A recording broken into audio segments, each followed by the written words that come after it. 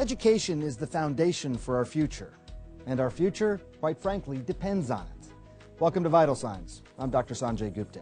7 of the top 10 smartest places in the world, according to PISA, that's the Program for International Student Assessment, are located in Asia. The smartest country is Singapore. So what are they doing right there? And what can the rest of us around the globe learn from them?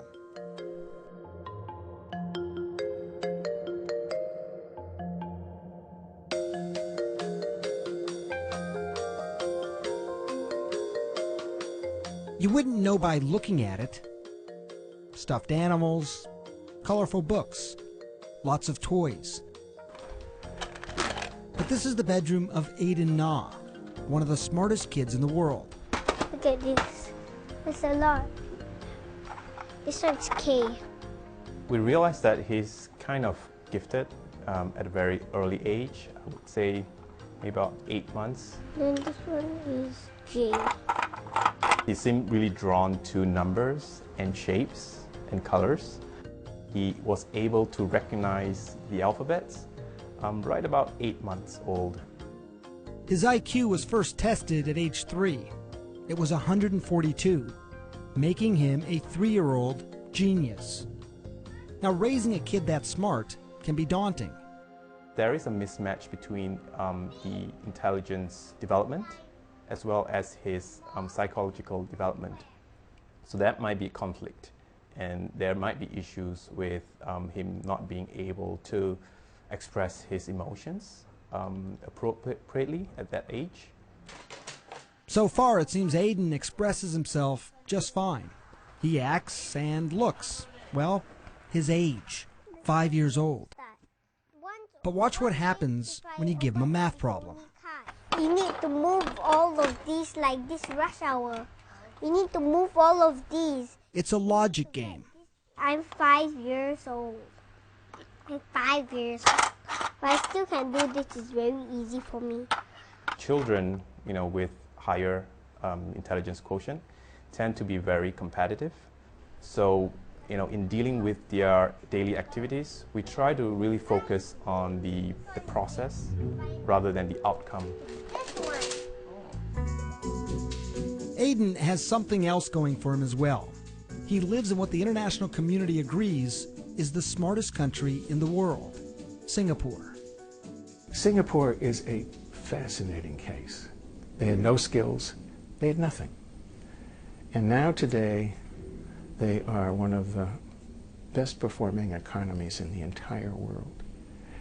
They did it largely with education and training. Mark Tucker is with the National Center for Education and the Economy.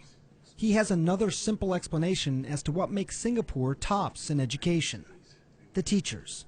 They made an absolutely key decision. They decided to source their teachers only from kids who came out of high schools with A levels.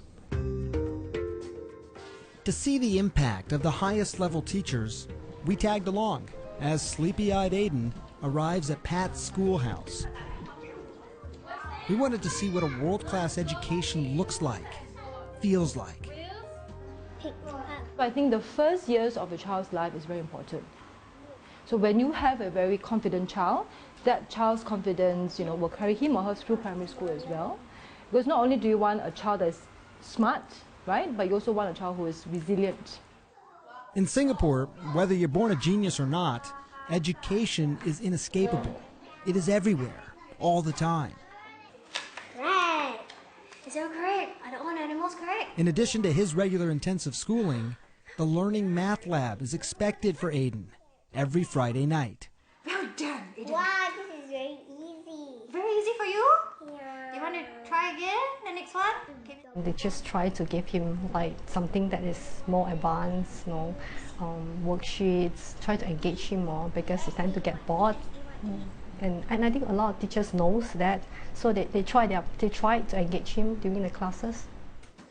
Starting in the 1970s, Singapore's economic needs shifted. Before, they used to have a low-cost, low-skilled labor market, but were quickly moving toward high-tech, white-collar jobs. And the education system needed to follow along. Soon, it wasn't just about universal literacy. It It was about a world-class education for every single child. What is it that our children need to be successful in tomorrow's world, tomorrow's economy? One thing that's been clear to them is that the world economy no longer rewards people just for what they know. Google knows everything. The world economy rewards people for what they can do with what they know. As simple as that sounds, it's not easy for most places around the world. One place that is having a lot of success, though, is the Davidson Academy in Reno, Nevada. When they ask you what is Davidson Academy, how do you describe it? I would describe it as a safe haven, first of all, for my daughter Grace and my son Ian. Socially, emotionally, it's a place where they can feel that they are understood. It's all very engaged. The learning is very interactive, very engaging. Students are almost like they're compelled and they want to participate, they want to be part of building something bigger. Building something bigger and better was exactly what Bob Davidson had in mind when he founded this first-of-its-kind school in 2006. The Academy, which bears his name, is exclusively for children who rank in the top 0.1% of the smartest kids in the country. That means IQ scores of 145 or higher. What do they do differently here, versus other schools? Yeah, most schools traditionally are age-based education. If you're a certain age, you're in a certain grade. If you're in a certain grade, you get a certain curriculum. We have completely strayed away from that. Every student here has an individual learning plan based on their ability and to some extent based on their interests. I think the most important aspect of that is, especially for people who don't deal with gifted on a regular basis, is to understand that gifted students aren't uniformly gifted. So I might have a kid who's fantastic at the humanities or a fantastic musician, but they may not be that great at mathematics. Really knowing your students, doing away with age-based learning, focusing on real-world problem solving, and supporting all of it with teachers who get paid really well might just be the radical sort of overhaul the American education system needs. Funding for educating gifted students is currently just pennies on the dollar compared to funding for special education. Tuition at the Davidson Academy is free, paid for by a large group of philanthropists who believe children, even the smartest children, need to feel challenged in order to learn. And that learning should look very different than what we've been used to for the last 50 years. My contention is that creativity now is as important in education as literacy, and we should treat it with the same status. Thank you.